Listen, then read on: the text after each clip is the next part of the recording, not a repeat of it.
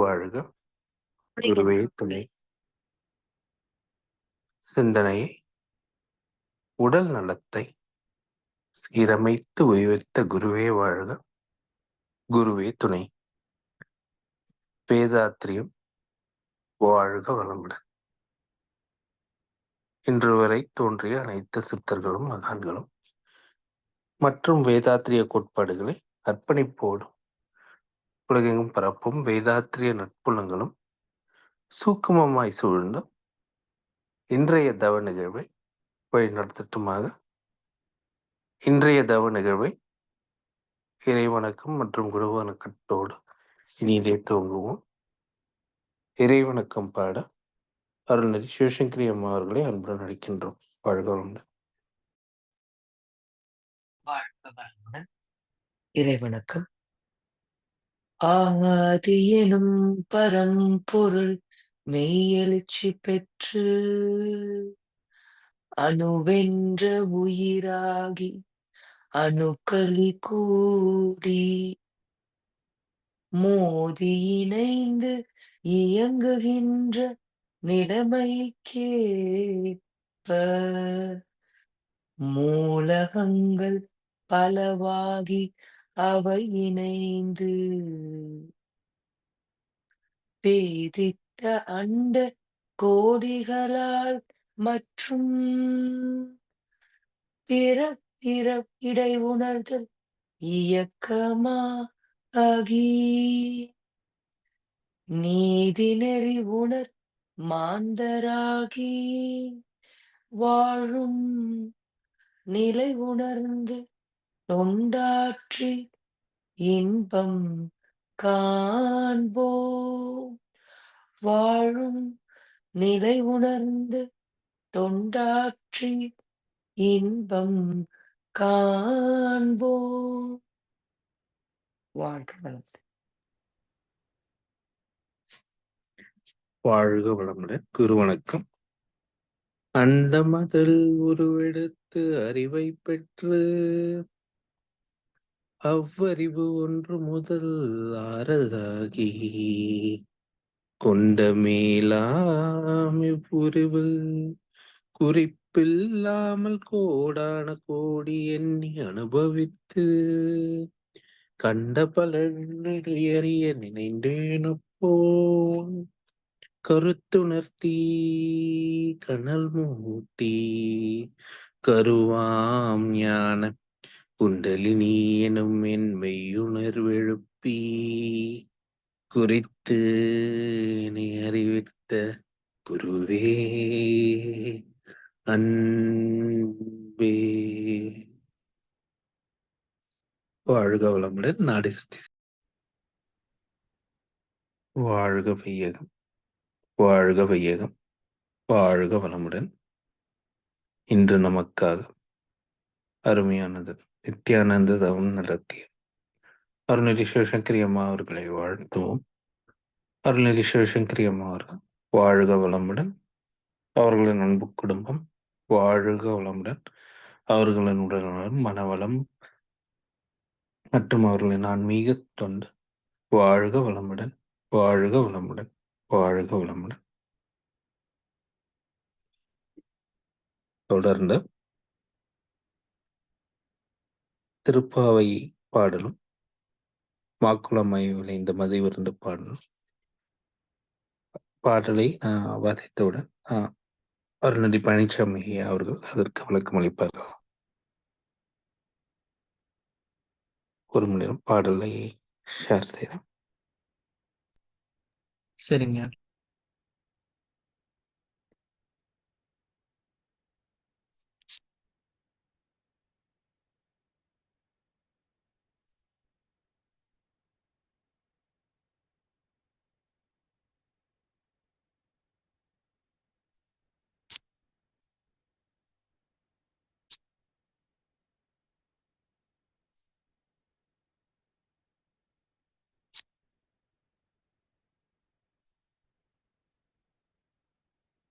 வாழ்க வளமுடன். திருப்பாவை பாடல் 18.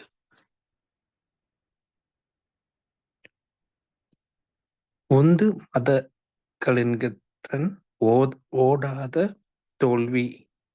தோல்வலியன் நந்தகோபாலன் மருமகளே நப்பின்னாய் கண்டம் கமிழும் குழலி கடை திறவாய் வந்தெங்கும் கோழி அழைத்தனக்கான் மாதவி பந்தல் மேல் பல்கால் குயிலினங்களின் கூவினக்கன் கான் பந்தார் விரலி உன் மைத்துனன் பேர்பாட செந்தாமரை கையால் சீரார்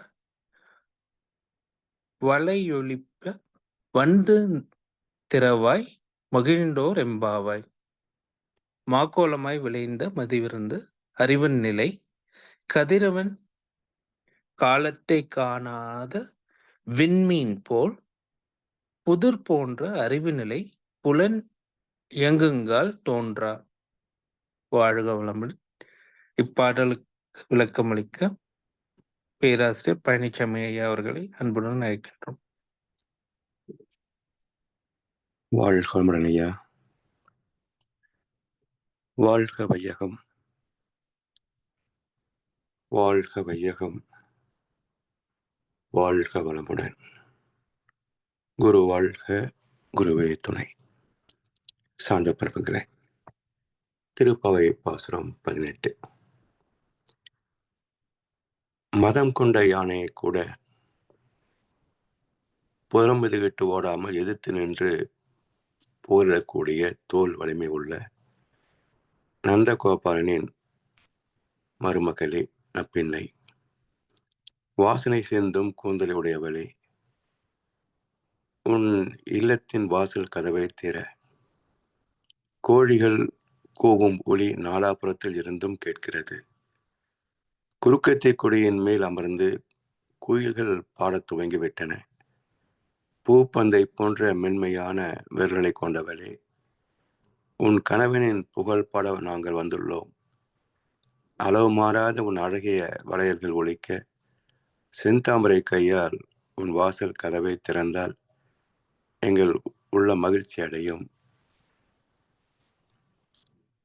மகிழ்ச்சியின் மாக்கோலமாய் விளைந்த மதிவிருந்த கவி.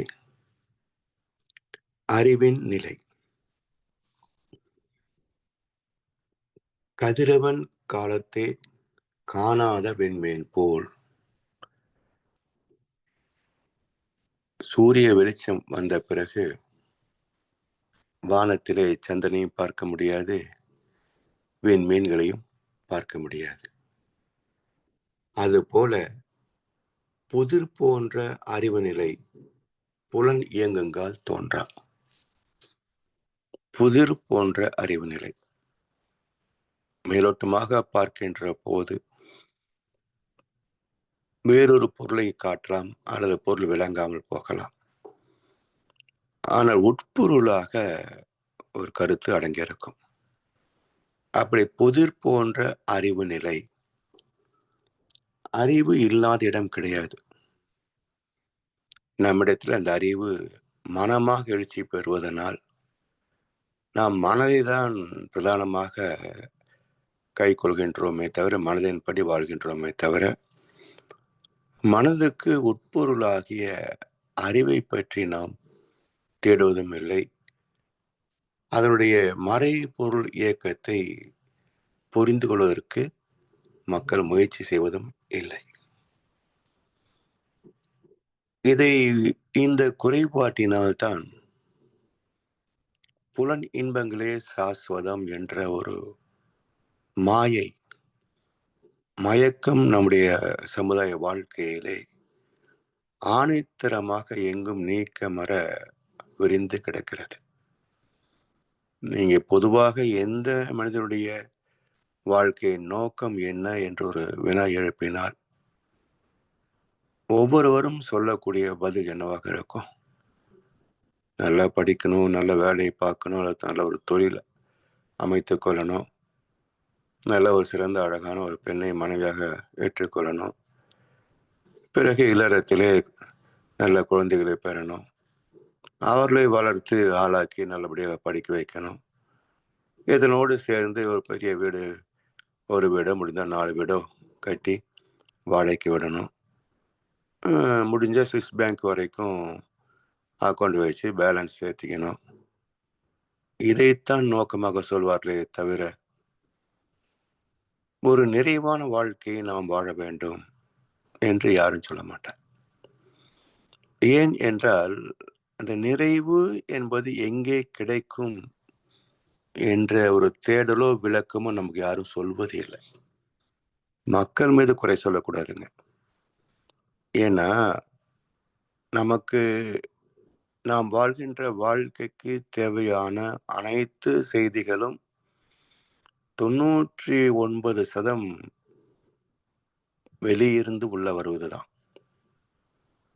நாம் கற்று தேர்ந்ததுன்னு பார்த்தீங்கன்னா ஒரு 10% கூட தேராது. எல்லாம் வெளியில இருந்து பார்த்து கேட்டு படித்து கற்றுக்கொண்டவை தான். அப்ப சமுதாயத்திலே தெய்வத்தையும் தெய்வ நீதியையும் பற்றிய ஒரு கல்வி எங்கே இருக்கிறது என்று தேடி பார்க்கின்ற போது உலகத்தில் எங்கேயும் இல்லை என்பதுதான் ஒரு கசப்பான பதிலாக இருக்கும்.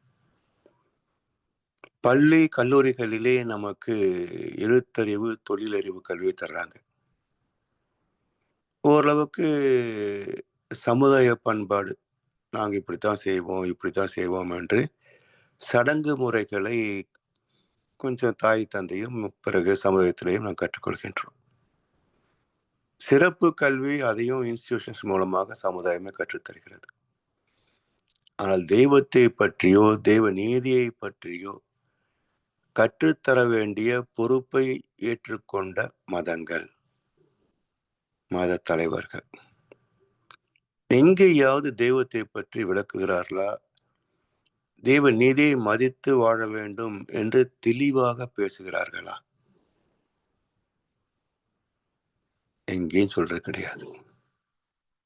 அப்ப அறிவையோ தெய்வத்தையோ அறிவின் இயக்க சீர்மையையோ எப்படி நாம் தெரிந்து கொள்ள முடியும்? ஏதோ பூர்வ புண்ணிய பலன் மார்ச்சிடத்தை வந்து சேர்ந்தோம், ஓரளவுக்காவது தெய்வத்தை பற்றியும் தெய்வ நீதியை பற்றியும் நாம் தெரிந்து வைத்திருக்கின்றோம். வேற எங்கே இது கிடைக்குது? உலகத்துல வேற எந்த மார்க்கத்துல அறிவு என்பது என்ன என்பதை பற்றிய விளக்கம் எங்கே கிடைக்கிறது? இதை புரிந்து கொள்ளவில்லை என்றால் துன்பம் இல்லாத வாழ்க்கையை சந்திக்க முடியுமா என்றொரு கேள்வி எழுப்புகின்ற போது சாத்தியமே இல்லை என்று தீர்ப்பளிக்கிறார் வள்ளுவ பெருந்தகை. தவம் செய்வார் தம் கர்மம் செய்வார், மற்ற அல்லார் அவம் செய்வார் ஆசை உட்பட்டு. யார் தினசரி வாழ்க்கையிலே தவத்தையும் ஒரு அன்றாட கடமையாக ஏற்றுக்கொள்கிறார்களோ அவருடைய வாழ்க்கையில ஒரு நிறைவான துன்பம் இல்லாத அனுபவங்களை பெற முடியுமே அன்றி தவம் செய்யாத ஒரு மனிதன் சுகமான வாழ்க்கை வாழவே முடியாது என்று தீர்ப்பளித்தார். அதற்கு காரணம் என்ன என்பதை சொல்லுகின்றார். மற்ற அல்லார் அவம் செய்வார், பாவத்தை செய்து விடுவார்கள். காரணம் ஆசை உட்பட்டு. அப்ப எல்லா மனிதத்திலேயும் ஆடையின்றி பிறந்தோமே ஆசையின்றி பிறந்தோம் என்று கேட்டார் கண்ணதாசன். அது மாதிரி ஆசை இல்லாமல் நுண்ணுயிருக்கு பிறகு எந்த உயிரும் தோன்றவில்லை. நுண்ணுயிர் தோன்றிய போது ஆசை என்ற ஒன்று அதுக்கு கிடையாது. தோன்றிய பிறகுதான் ஆசை என்பது பிறந்தது. அப்ப உயிர் தோன்றிய போதே ஆசையும் தோன்றிவிட்டதால் ஆசையின்றி வாழ்வது சாத்தியம் இல்லை. அப்ப இந்த ஆசையை எப்படி நாம் கையாள்வது? அதான் வாழ்க்கையின் வெற்றி அமைந்திருக்கிறது. அதனுடைய போக்குக்கு விட்டுவிட்டால் ஆசையை முன்னே வைத்து தர்மத்தை பின்னே வைத்தால் என்னென்ன விளைவாகும்? அதுதான் துன்பங்கள். எனவே தர்மத்தை முன்னே வைத்து ஆசையை பின்னே வைத்து விட்டால் எந்த வகையிலையும் எந்த சந்ததிக்கும் துன்பமே வராதுங்க. அத்தகைய ஒரு பண்பாடு தான் வேணும். ஆசை இருக்கும், ஆனால் அதற்கு முன் ஒழுக்கத்தை வைக்கணும், அற வாழ்க்கையை வைக்கணும், தர்மத்தை வைக்கணும், தெய்வ நீதியை முன்னே வைக்கணும். அப்ப தெய்வ நீதியின்படி நமக்கு ஒரு நன்மை பெறுகிற வாய்ப்பு இருக்கிறது, ஆசை தோன்றுகிறது என்றால் அதுல துன்பம் வராது. ஆனால் இப்படி எத்தனை பேருக்கு ஆசை வந்த பிறகு ஒன்றை தேடுகிறோம். எல்லாம் அவங்கள பார்த்து இவங்கள பார்த்து, அது மாதிரி இது மாதிரி, அவங்க மாதிரி இவங்க மாதிரி. All our demands are comparative demands, not basic demands. நம்முடைய ஆசைகள் நமக்குள்ளே தோன்றிய ஆசைகள் அல்ல, பிறரால் திணிக்கப்பட்ட ஆசைகள், நாம தேடி தேடி அடிமைப்பட்டு விட்ட ஆசைகள்.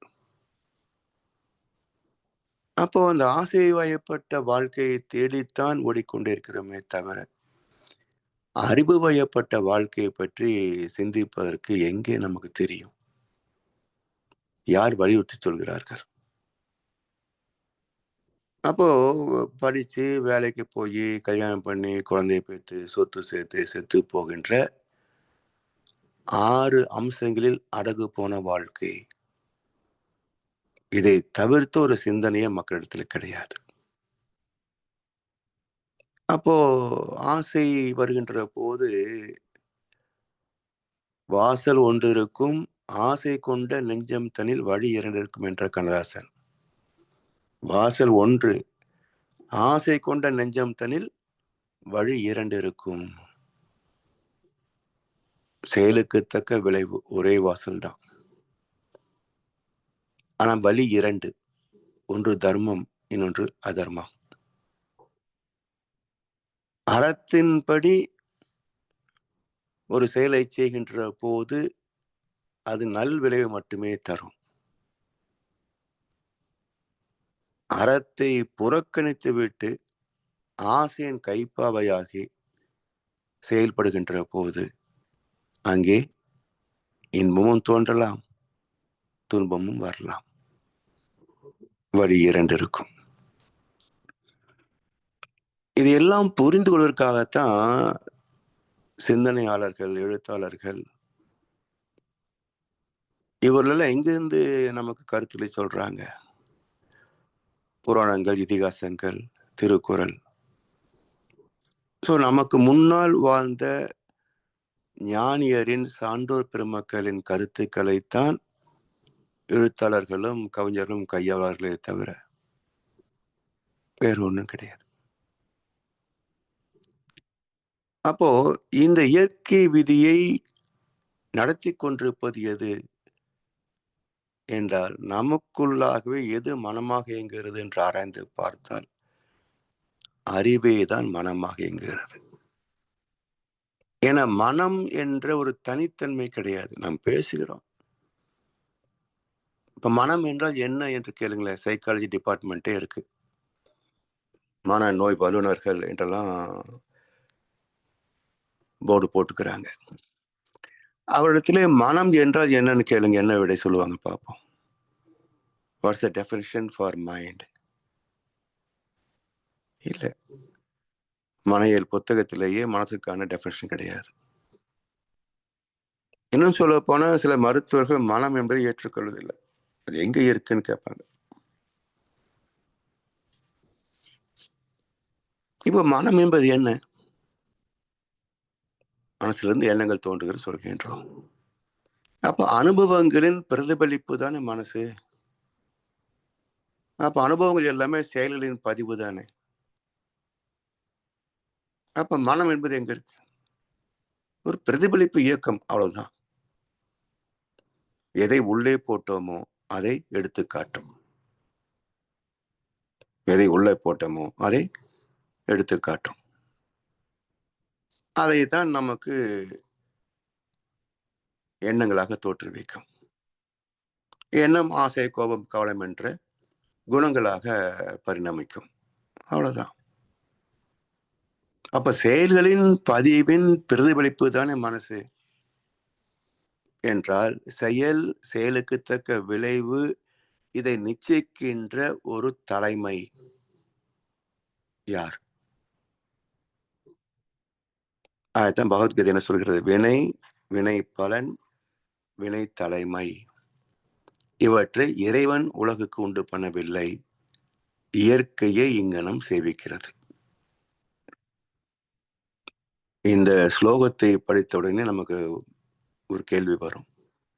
அப்படி என்றால் இயற்கை வேறு, இறைவன் வேறா? ஆமா. இறைநிலை அது சுத்தவெளி.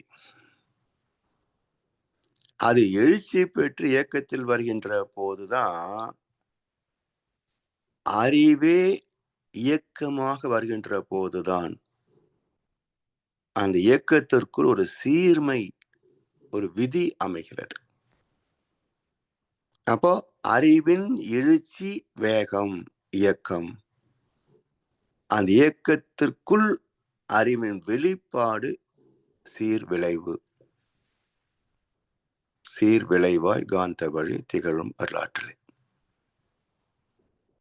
அப்ப அறிவுக்கு the order of function in everything, every emotion, at all times is consciousness.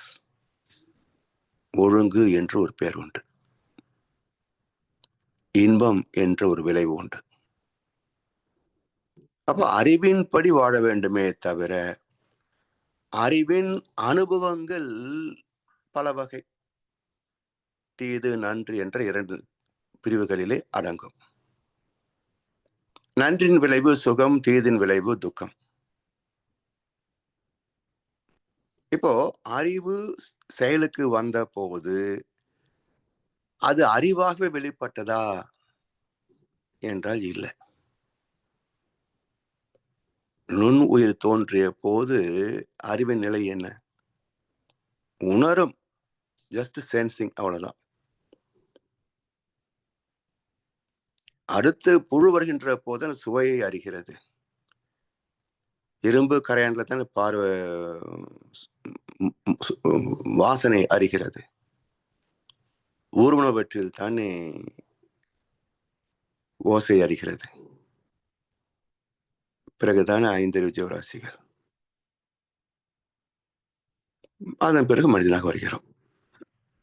அப்போ அறிவின் வரலாறு தான் பரிணாமம். The journey of consciousness is evolution.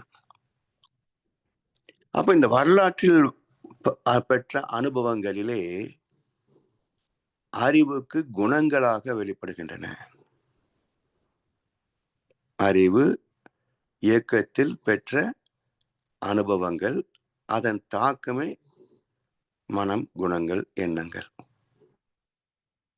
அப்போ இந்த வந்த வழியை பார்க்கிற போது, ஒரு ஜீவன் தன் உணவுக்காக இன்னொரு ஜீவனை கொன்று வாழ்ந்த வாழ்க்கை, அதுதான் அதிகமான பதிவாக இருக்கிறது. இனவிருத்தி, மற்ற ஜீவன்களுடைய உணர்வுகளை பரிந்து கொள்வது என்பதெல்லாம் மிக குறைவுதான். பெரும்பான்மை பதிவு உணவுக்கான போராட்டம் தான்.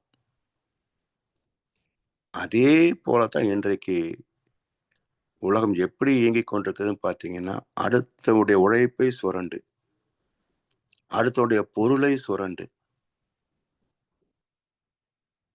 இது தொழில் துறையிலே லாபம், அரசியல் துறையிலே வரி, மதத்துறையிலே காணிக்கை, இப்படி அடுத்த பொருளை சுரண்டு. அப்ப பிறர் வளம் பறித்தல் தானே இது. இதே கோட்பாட்டின்படி மக்களும் ஒருத்தருக்கு ஒருத்தர் ஏமாற்றிக் கொள்வது, ஏமாறுவது. அப்ப சுக துக்கங்கள் மாறி மாறித்தானே வரும். அதனால் வந்த வழியை ஆராய்ந்து பார்த்து அறிவே மயங்கிய தருணம் நிறைய. இப்போ ராமாயணத்துல பரம்பொருள் தானே ராமன் இல்லையா? மகாவிஷ்ணுவின் அவதாரம் தான் ராமன். இப்ப ராமனுக்கு 2 இடத்துல கன்ஃபியூஷன் ஆகி போச்சுங்க. பொய்மான் என்று ஒன்று இல்லை என்று தீர்க்கமாக சொன்னான் இலக்குவன். அந்த இடத்தில் ராமன் சிந்திக்கல. ஆசைப்பட்ட ஒரு பெண்ணின் கணவனாக மட்டுமே செயல்பட்டனை தவிர அவன் தெய்வமாக செயல்படவில்லை. இது ஒண்ணு. 2வது காட்சி சுக்கிரீவனுக்கும் வாலிக்கும் யுத்தம் நடந்து கொண்டிருக்கிறது. பார்த்தா 2 பேரும் ஒரே சாயல். யாரை கொல்வது என்ற கன்ஃபியூஷன். பேசாம பார்த்துட்டு நின்னார். அடி வாங்கி வாங்கி ஓய்ந்து போய் ஓடிட்டான் சுக்கிரீவன். அப்புறம் கேட்டேன், ஏன் என்ன காப்பாத்தல? நீங்க 2 பேரும் ஒரே மாதிரி இருந்தீங்க, அதனால யாரை அடிக்கிறதுன்னே தெரியல. ஒரே உன்னை கொண்டுட்டா என்ன பண்றது? அதனால தான் இப்போ ஒன்றும் பண்ணல. சரி, நாளைக்கு யுத்தம் மறுபடியும் கூப்பிடு, நாளைக்கு கொண்டுடலாம். இல்ல என்ன கன்ஃபியூஷன்? அடிப்பவன் வாலி, அடி வாங்குவன் சுக்கிரீவன். இவ்வளவுதானே? அடிப்பவன் வாலி, அடி வாங்குபவன் சுக்கிரீவன். இது தெரியாதா ராமனுக்கு? அப்போ ராமாயணத்தின் 2 காட்சிகளுடைய நோக்கம் என்னன்னா, அறிவே மயங்கும் தருணம், அறிவே தன்னுடைய சிந்தனை திறத்தை பயன்படுத்தாத தருணம். இது ஜீவன்களிலே உண்டு மயக்கம், அறிவே மயங்குகின்ற தருணம்.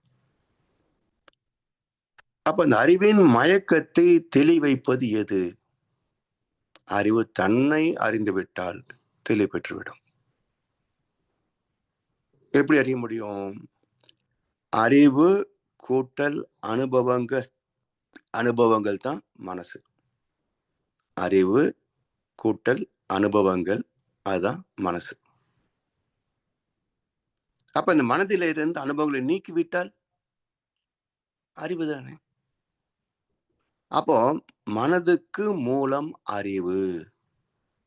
அறிவே அனுபவங்களிலே போர்த்தி கொண்டு மனமாக நம்மை ஆட்டி வைத்துக் கொண்டிருக்கிறது. அப்ப மனம் தன் மூலம் என்ன என்று தேடிவிட்டால், தேடத் தொடங்கிவிட்டால் அறிவை அறிய வேண்டும் என்ற எண்ணம் வந்துடும். அப்ப அறிவு தன்னை அறிய வேண்டும் என்ற ஆர்வம் ஏற்பட்டு விட்டால் அது தன்னை அறிந்து முடிக்கும் வரைக்கும் ஓயாது என்கிறார் மகரிஷி. அறிவுக்கு தான் யார் என்று அறிய வேண்டிய ஆர்வம் எழுந்துவிட்டால் அது தன்னை அறிந்து முடிக்கும் வரைக்கும் ஓயாது. அந்த தெளிவில் வாழ்கின்ற போது அறம் தான் முன்னே நிற்கும், தர்மம் தான் முன்னே நிற்கும், ஆசைகள் பின்னே போயிடும். அப்ப வாழ்க்கை ஒளிமயமாகும், சுக வாழ்க்கை சாத்தியமாகும். நமக்கு மட்டுமல்ல, தொடர்ந்து வரக்கூடிய நம்முடைய குழந்தைகள் சந்ததிகளுக்கும் பயனாகும்.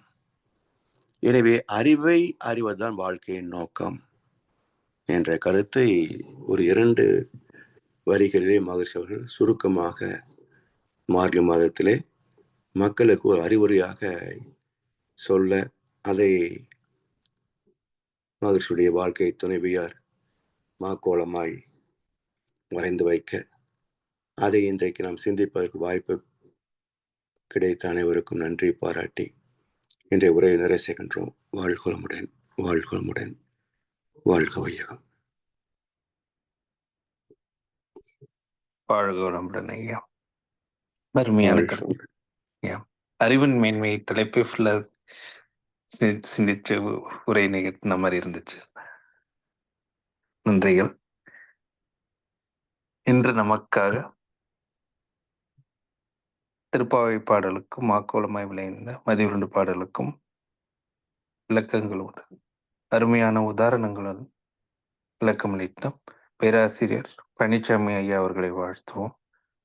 அருள்நெறி பழனிசாமி ஐயா அவர்கள் வாழ்க வளமுடன், அவர்களின் அன்பு குடும்பம் வாழ்க வளமுடன், அவர்களின் உடல்நலம், பொருள் வளம், மனவளம் மற்றும் அவர்களின் ஆன்மீக கொண்டு வாழ்க வளமுடன், வாழ்க வளமுடன், வாழ்க வளமுடன்.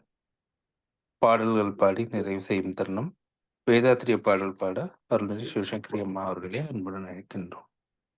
வாழ்க. வாழ்க வளமுடன். வேதாத்திரிய பாடல். போரில்லா நல்லுலகம் பொருள் துறையில் சமநீதி, நேர்மையான நீதிமுறை, நில உலகு கோராட்சி, சீர் செய்த பண்பாடு, சிந்தனையோர் வழிவாழ்வு, சிறப்புணர்ந்த பெண்மதிப்பு, தெய்வ நீதி வழிவாழ்தல், தேர் திருவிழா தவிர்த்தல், சிறுவர்க்கே விளையாட்டு, செயல் விளைவு உணர்கல்வி, சீர்காந்த நிலை விளக்கம், பார் முழுவதும் உணவு நீர் பொதுவாக்கல், பல மதங்கள் பல கடவுள் வழக்கம் ஒழித்து உண்மை ஒன்றை தேர்ந்திடுதல். வாழ்க்கை. வாழ்க வளமுடன். பிரம்மஞான கவி. வாழ்க இறைவன் வளமுடன்மா. லேட்டா இன்னைக்கு லேட்டா வந்தீங்களா? ஆஹா. வணக்கம். வாழ்க வளமுடன். பிரம்மஞான கவி.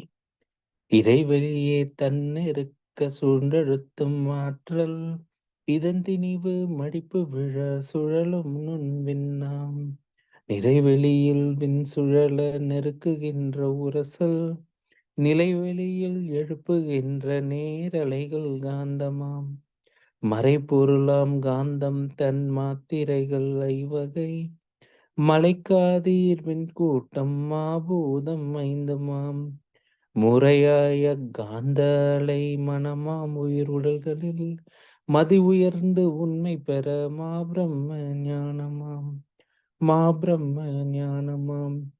உலக நல வாழ்த்து. உலகமெல்லாம் பருவமழை ஒத்தபடி பெய்யட்டும், உழவரெல்லாம் தானியத்தை ஓப்புடனே பெருக்கட்டும், பல தொழில்கள் புரிகின்ற பாட்டாளி உயரட்டும், பகுத்துணர்வில் தொகுத்துணர்வு பண்பாட்டை உயர்த்தட்டும், கலகங்கள் போட்டி பகை கடந்த ஆட்சி நடக்கட்டும், கல்லாமை கடன் வறுமை கலங்கங்கள் மறையட்டும், நலவாழ்வை அளிக்கும் ஞான ஒளி வீசட்டும், நம் கடமை அறவாழ்வின் நாட்டத்தே சிறக்கட்டும், நம் கடமை அறவாழ்வின் நாட்டத்தே சிறக்கட்டும்.